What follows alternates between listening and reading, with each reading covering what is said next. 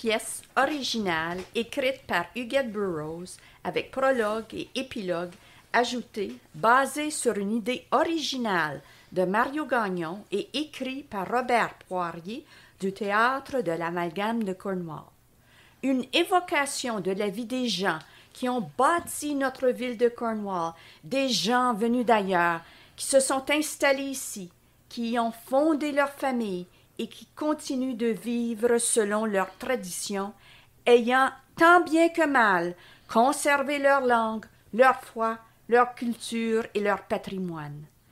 150 rue de la Coton est dédiée à toutes ces belles familles qui sont venues et qui sont restées, en espérant qu'elles se reconnaissent dans cette histoire et qu'elles y trouvent inspiration et fierté. La vie, aujourd'hui, demain, viens avec moi et prends ma main. C'est l'arc-en-ciel de nos émotions qui nous emmène à travers les saisons. Nous sommes tôt le matin en décembre 2020. Henri Lemieux, bientôt centenaire, dort bien dans sa chambre au Glenstore Down Lodge. Il se fait doucement réveiller par Dominique, sa préposée aux soins.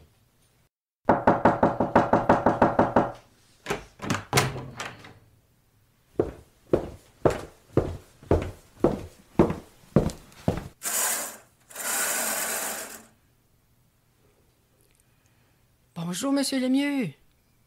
Avez-vous bien dormi? Monsieur Lemieux, rise and shine.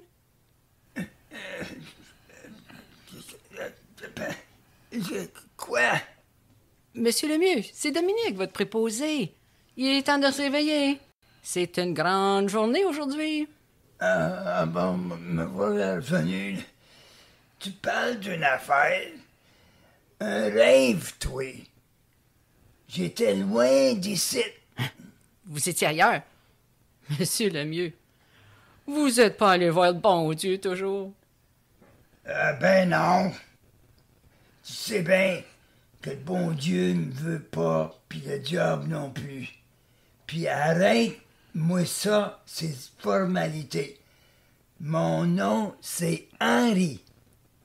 Monsieur Lemieux, c'était mon père. Lui, il est mort.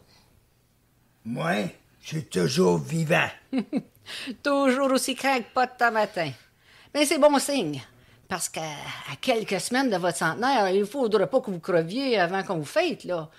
Puis heureusement aussi, parce que vous savez qu'aujourd'hui, on a quelque chose de bien spécial pour vous.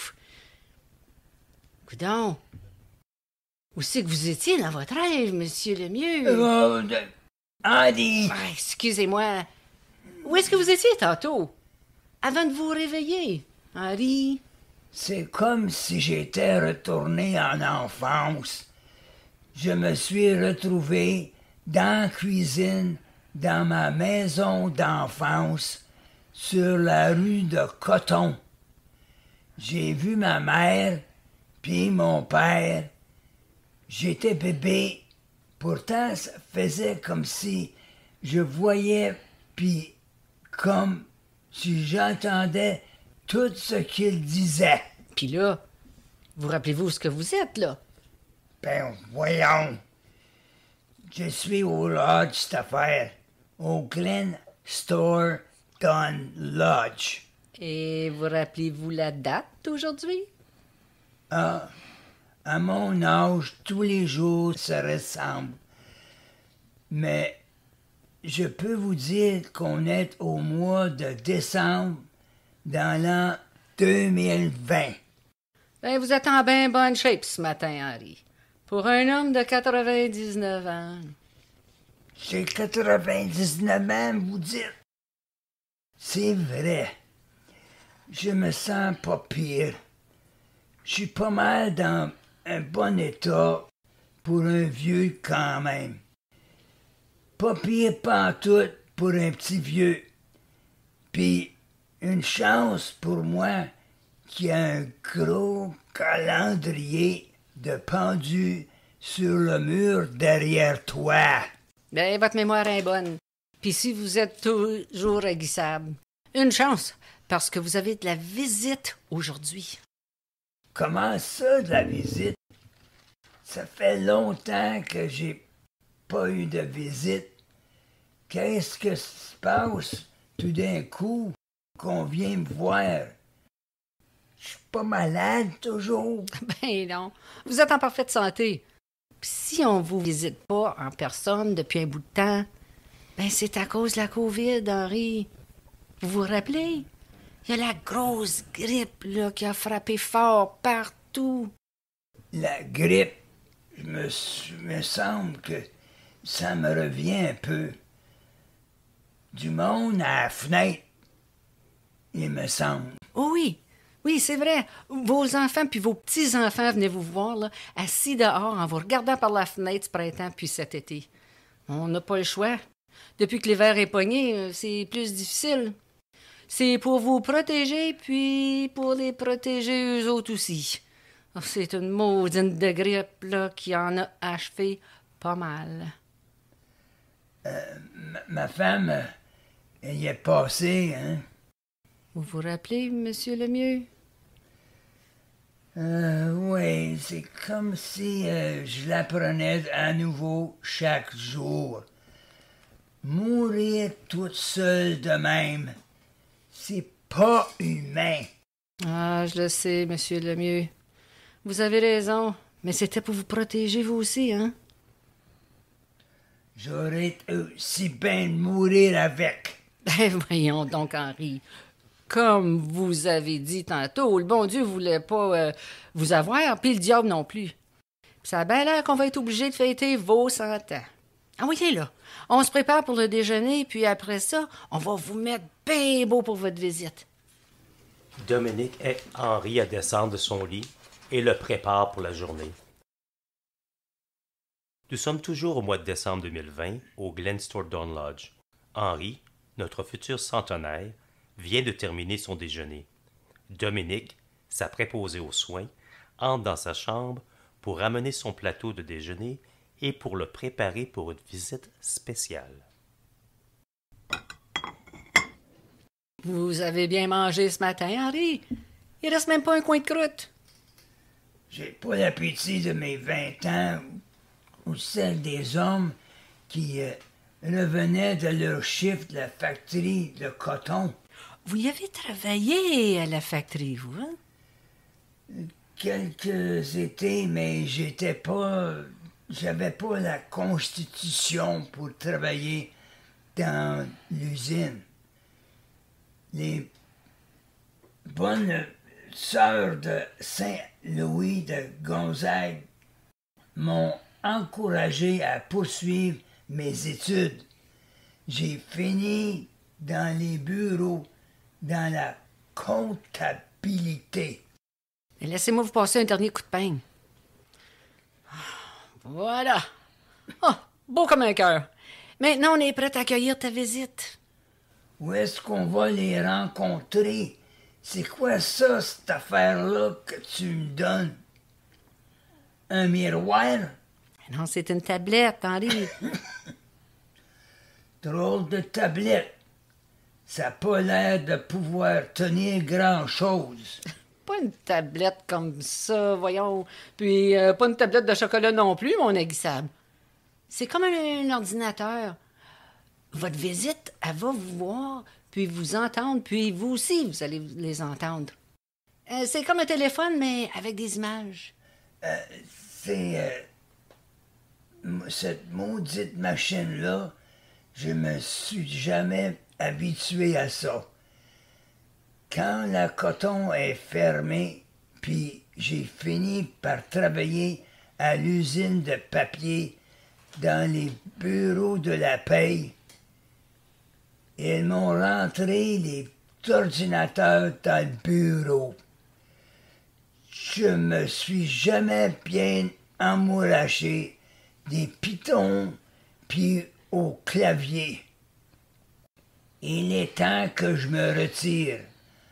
À ma retraite, ils m'ont donné ma calculatrice Imperial comme cadeau. Elle n'a même pas besoin de pitonner.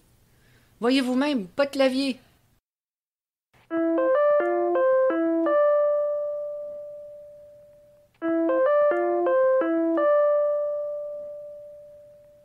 Ah! Voyez-vous, monsieur Lemieux? Reconnaissez-vous cette belle face-là? Allô? Allô, grand-papy Henri, c'est Gabi, la petite de Jérôme, le fils de votre plus jeune Roland. M'entendez-vous? Regarde-moi ça. Ma belle petite bébête dans la télévision. Es-tu rendu vedette de TV? T'es sur quel poste? Grand-papy, je suis pas à la télévision, je suis à la maison, dans ma chambre. Je vous parle à travers Zoom. Puis, elle me parle en plus. C'est dans les histoires de Dick Tracy ou de Buck Rogers. Tu m'entends? Me vois-tu aussi? Ben oui, comme si on était au téléphone, mais on se voit. Je peux même vous montrer des images, des vidéos, puis vous jouer de la musique. Je vous l'ai envoyé, la tablette, parce que je m'ennuie de vous puis des belles histoires de votre enfance que vous me racontiez lorsque je visitais avant le COVID. C'est un peu pour ça que je vous visite aujourd'hui. J'ai un projet dans mon cours de sociologie à l'université, puis j'ai une idée à vous proposer. Incroyable! Ce qu'on peut être capable de faire de nos jours. T'es vraiment là?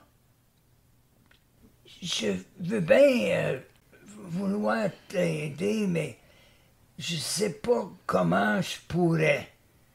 Je suis pas aussi bien instruit que ça. Le bon docteur Martin m'a payé des cours au collège commercial pour faire la comptabilité.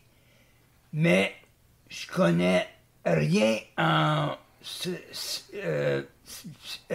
sociologie.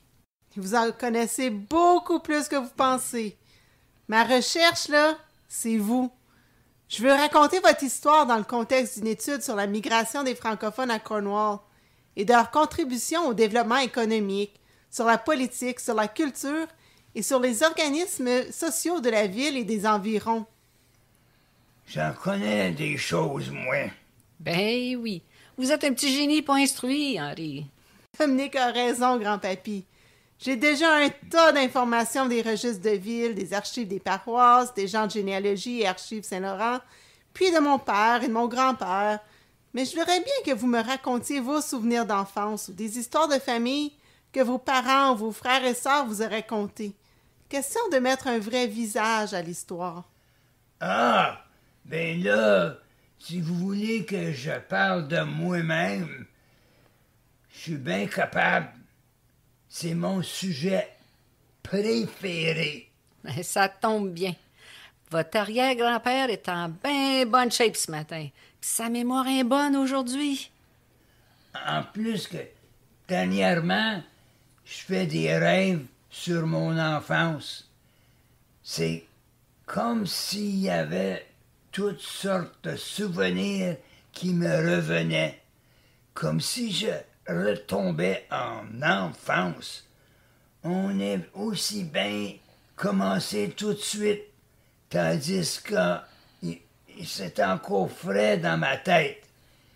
Il me revient des histoires que mes frères m'ont contées au sujet de leur travail à la factorie de coton avec mon père, puis mon oncle Armand, puis l'histoire de ma naissance.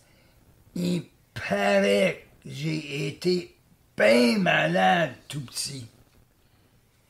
Quelques heures plus tard, Dominique retrouve M. Lemieux dans sa chambre au Glenstordon Lodge, alors qu'il termine sa visite virtuelle avec son arrière-petite-fille Gabrielle.